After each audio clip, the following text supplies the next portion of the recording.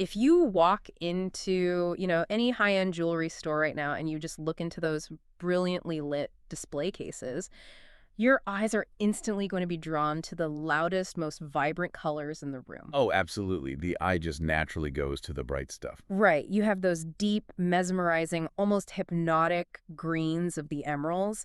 You have the icy, sparkling ocean blue aquamarines. They completely demand your attention. They do, yeah. They're showstoppers. But the most powerful stone in that entire room might actually just be the one you can look right through. Hiding in the shadows of those famous, incredibly expensive gemstones is this completely colorless, utterly transparent sibling. Yeah, it really is the ultimate overlooked sibling of the gem world. Exactly. And so today we're welcoming you to a brand new deep dive into a stone called Goshenite. We've got a great stack of sources today, and our mission is to plunge into both its astonishing geological reality and its really profound reputation in crystal practices as the ultimate stone of flourishing. And most people, I mean, they literally walk right past it. Mm. But what makes this exploration so compelling isn't just its mineral makeup, though. The geology of how it forms is a wild ride in itself. Oh, totally. It's how that physical structure perfectly mirrors the rather incredible psychological and energetic reputation it has built up over centuries. To really understand the metaphysical claims, you kind of have to understand the physical reality first. Okay, let's unpack this.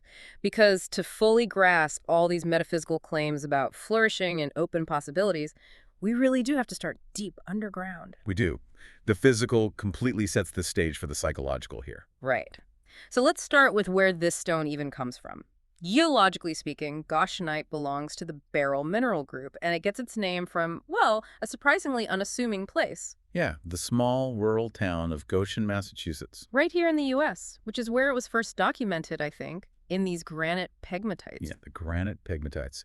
And those are crucial to understanding why Goshenite is so special. How so? Well, when magma cools deep within the Earth, and we're talking over millions of years here, the last watery superheated fluids that remain are just incredibly rich in rare elements. Okay. And they form these pockets or veins, and those are called pegmatites.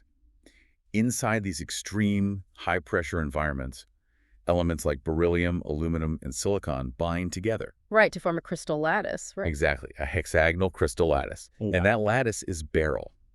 And in its absolute mathematically purest state, that beryl is entirely clear. Like completely colorless. It has no color at all. It is pure glass-like transparency. So wait, if pure beryl is totally clear, what are all those famous brightly colored gemstones we were just talking about? They are all just beryl, Really? every single one of them. The emeralds, the aquamarines, the pink morganite, the yellow heliodor. Right. Fundamentally, they're the exact same stone as Goshenite. Wait a minute. Are you saying an emerald, which people pay millions of dollars for, is just Goshenite? How does it turn green? Contamination, essentially. Contamination. Yeah. As that superheated fluid cools in the pegmatite pocket, the beryl crystal lattice is building itself, right? And it acts like a microscopic cage. Okay, I can picture that. Sometimes other elements that just happen to be floating around in the surrounding magma get accidentally locked inside that cage. Geologists call them trace elements. Oh, wow. So if a few stray atoms of chromium or vanadium get trapped in the lattice, they absorb certain wavelengths of light and reflect back green. And that's an emerald. That's an emerald. Yeah. And if some stray iron gets trapped in the cage instead, you get a blue aquamarine. That is wild. I really want to make sure you're visualizing this with us, the listener, because think about this like baking. Oh, that's a good way to look at it. Right. Goshenite is basically your base flour and water dough in a bakery. It is the absolute foundational pure dough. Yes, exactly. And its famous siblings, the emeralds and aquamarines, are the exact same dough, but the universe just came along and accidentally dropped in some green or blue food coloring. We are paying millions of dollars for the contaminated versions of this stone. We really are. We're valuing the flaws. We're valuing the flaws. What's fascinating here is that Goshenite's entire identity is defined not by what it has, but by what it lacks. By what it lacks. Yeah, it completely lacks the chromium. It lacks the iron. Its pure, untainted, essentially empty crystal structure is exactly what earns it the title the Mother of Gemstones among gemologists. The Mother of Gemstones. Right, because it is the literal, physical blank canvas from which all the other colorful variations are born. A blank canvas. I love that framing because that physical geological blankness is exactly what transitions us into how this stone is utilized energetically. It's a perfect parallel, yeah. It makes total sense that a stone of pure physical clarity translates to a stone of pure psychological potential. Precisely. In crystal healing and metaphysical traditions, the physical properties of a stone dictate its energetic resonance. So the lack of color is the whole point. Yes, because Goshenite is a blank canvas physically. Its energetic reputation is all about fresh energy, immense possibility, and just forward movement. This is why it is universally referred to as the stone of flourishing. The stone of flourishing. And when we talk about flourishing, the sources specifically note that Goshenite encourages you to step completely outside the crowd. It really pushes independence. It pushes you to follow your own unwritten path, especially when you are feeling hesitant or, when the fear of failure is just paralyzing your decision-making. Which happens to all of us. All the time. There's a direct quote from the source here that I love. It says, "Don't stand on the sidelines, get involved with life." That's a great quote. But I do want to push back on this a little bit. I'll play devil's advocate for you, our listener, because when I hear a phrase like flourishing or a mandate to get involved, it instantly sounds to me like modern toxic positivity. Yeah, I can see why you'd say that. Because there is this intense societal pressure right now to be constantly optimizing your life, right? To be perfectly happy, living your best life, and just crushing your goals 24/7. That is a completely fair critique. Yeah. And honestly, it is a very common trap in modern wellness culture. We are constantly bombarded with this idea that if we aren't perfectly productive, we are failing. Exactly. It's exhausting. The crystal practitioners define flourishing in a much more grounded, forgiving way. It explicitly does not mean perfection. Oh, it doesn't. No, not at all. It doesn't mean you never fail or that you are always operating at maximum capacity. So if it's not about being a highly optimized productivity machine, how is this energy actually defined in the sources? It is defined as continuous, messy, genuine growth. Flourishing is about remaining willing to move forwards, even if it's just an inch at a time, just learning from whatever happens next. Okay, that feels much more manageable. Right. Think about the psychology of decision fatigue. Modern life leaves us exhausted because we're constantly analyzing what could go wrong. Yes, the constant overthinking. The energetic focus of Goshenite is about returning the mind to a zero state. It shifts your mental framework away from catastrophic thinking and towards simple curiosity. Just asking what if. Exactly. It's about asking what might become possible. It removes the heavy, paralyzing expectation of perfection and replaces it with a profound psychological relief, a true tabula rasa. Well, here's where it gets really interesting.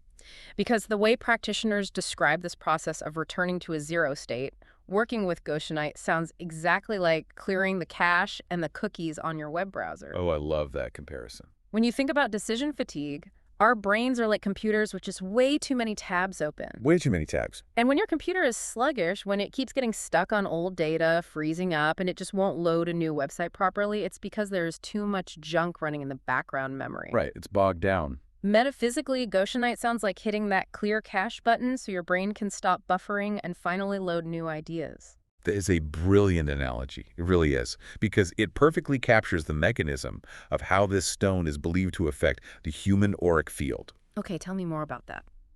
Well, in energetic practices, a totally clear, unobstructed crystal lattice like Goshenite resonates at a very high, pure frequency. Because it doesn't have those trace elements weighing it down. Exactly. When introduced to your aura, it acts like a tuning fork. It moves through the mental, emotional, and etheric layers of your energy field, essentially deleting those old cookies. Just wiping them out layer by layer. Yeah, it dismantles the low-frequency, repetitive thought loops and the energetic debris you've been carrying around that honestly just no longer serve you. It frees up your mental RAM. It creates this immense sense of space. It creates literal space within your mind. And when you aren't bogged down by all those background programs silently draining your battery, your mind naturally quiets down. It stops spinning. Right. And by creating that cleared space, Goshenite stops us from forcing answers. We try so hard to logic our way out of being stuck, but a cleared mind actually allows for genuine intuition. Oh, that makes a lot of sense. That is exactly why it is highly recommended as a tool for deep meditation, for breaking through creative blocks, and specifically for enhancing dream recall. Oh, dream recall. Yeah, it helps you take that crucial first step on a back-of-the-mind project simply by removing the mental clutter that was in the way. But wait, if this stone is clearing out all your background processes and making your energy that light and expansive, isn't there a serious danger of just floating away? Floating away. Yeah, like how do you stay grounded if your mind is suddenly a completely blank slate? You don't want to just drift off into nothingness. You've hit on the exact vulnerability of working with such a high-frequency stone. Oh, really? Because Goshenite makes you feel incredibly light and inwardly focused. Ah. Especially if you're doing deep meditative or dream work, it can very easily leave you feeling untethered from reality. So if Goshenite is this massive, high-voltage surge of electricity opening up all these new neurological pathways, you're going to need a grounding wire so you don't burn the house down. Precisely. In any electrical system, the ground wire provides a safe path for excess electricity to flow back into the earth. Right. Crystal practices operate on the exact same logic. It is highly recommended that any work with Goshenite is immediately followed by a grounding practice. To bring you back down. Yes, and practitioners rely on specific stones to act as that grounding wire. The first major recommendation in our sources is smoky quartz. Which makes sense geologically, right? Smoky quartz has a very earthy, almost shadowy appearance compared to clear beryl. Yes, and that appearance comes from natural radiation deep within the earth. It interacts with aluminum impurities in the quartz over millions of years. It literally looks like smoke trapped in stone. Exactly. Metaphysically, it has a heavy, stabilizing character.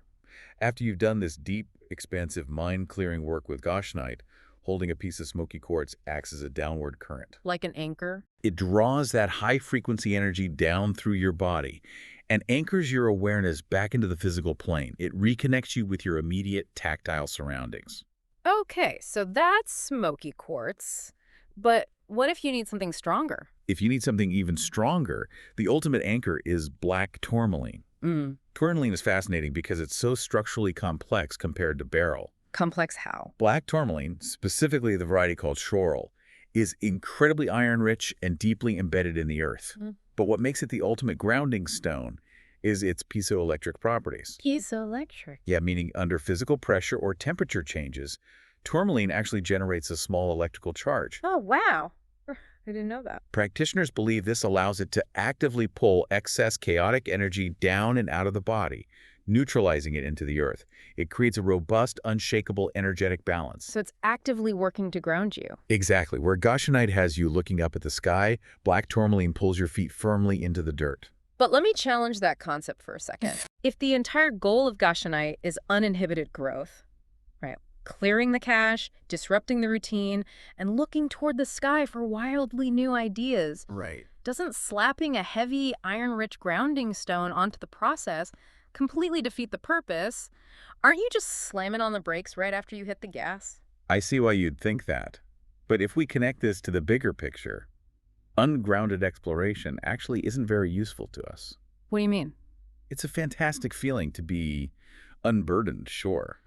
But you can have the most wildly expansive, brilliant, boundary-pushing ideas in the world, and if you become totally disconnected from the practical, everyday side of life, you cannot execute a single one of those ideas. Oh, right. You can't pay your rent with a brilliant idea that's just floating in the clouds. Exactly. You have to bring it down to earth to make it real. You need the string to fly the kite. Without the string, the kite just blows away and is lost. That's a great way to put it.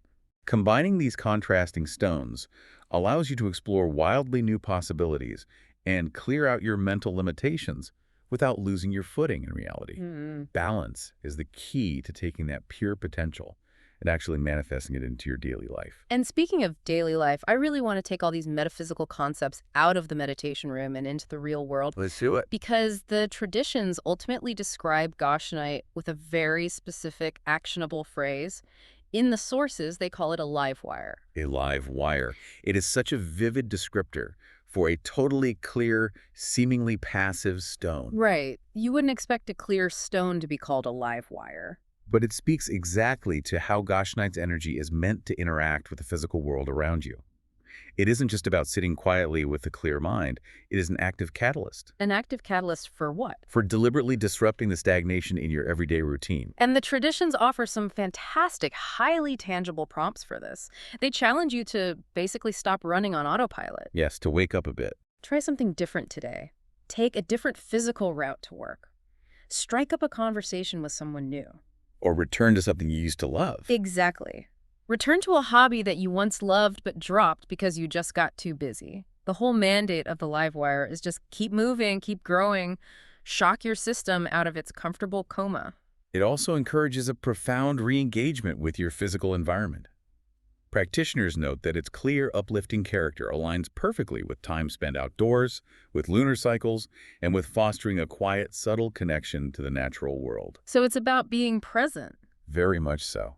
It is wonderfully uncomplicated. It just quietly, persistently encourages you to lift your head, stop staring at your phone, and actually look around at the world you are living in. So what does this all mean for you, our listener? The real takeaway here is that you don't necessarily need a rare piece of clear beryl from a Massachusetts pegmatite sitting on your desk to adopt the Goshenite mindset. You really don't. You can embody this exact energy right now. You can consciously choose to disrupt your own daily routines. Just by making small changes. Right. You can choose to mentally hit clear cache on your assumptions, let go of the pressure to be perfect, and just ask yourself, what else could I do today? This raises an important question for all of us to reflect on. Where in your life have you become a little too comfortable? That's a tough question to answer sometimes. It is. Where are you just standing on the sidelines, running the exact same mental programs over and over, purely out of habit? Because it's easy. Right, it's safe. But the Goshenite mindset is the ideal companion for those specific moments when your confidence has taken a knock, when you feel paralyzed by decision fatigue, and you are finally just ready for something completely different. Well, we have gone on quite a journey today. We really have. We started deep underground in the hydrothermal veins of Goshen, Massachusetts, exploring how a microscopic hexagonal cage creates the purest mother of gemstones. The literal blank canvas. And then we ventured into the psychology of decision fatigue, the metaphysical mechanics of clearing your auric cache, the literal electrical grounding power of black tourmaline, and finally, how to act as your own live wire to fight off life's stagnation. It is a remarkable progression. To take a completely blank, colorless piece of earth and recognize it as a profound catalyst for personal momentum, it really shifts our perspective on what is truly valuable. It really does. And as we wrap up this deep dive, I hope you are walking away feeling a little bit lighter in your mind and a little bit more inspired to ask yourself, what else could I do today? And as you ponder that question, I'd like to leave you with one final thought. Okay, let's hear it. We discussed early on that it is the presence of trace elements, the impurities, the added ingredients caught in the cage, that turn Goshenite into a highly prized green emerald or a blue aquamarine. Right, the contamination. Exactly. We tend to place immense value on those colorful stones because they have a defined, recognizable identity. You know exactly what they are. But perhaps the true power of Goshenite's pure, colorless state isn't just about being empty. It's about the fact that it hasn't yet decided what it wants to be. Oh, wow. If we can return our own minds to that colorless, unwritten state, we prove to ourselves that being undefined isn't something to fear. It is actually the ultimate state of possibility.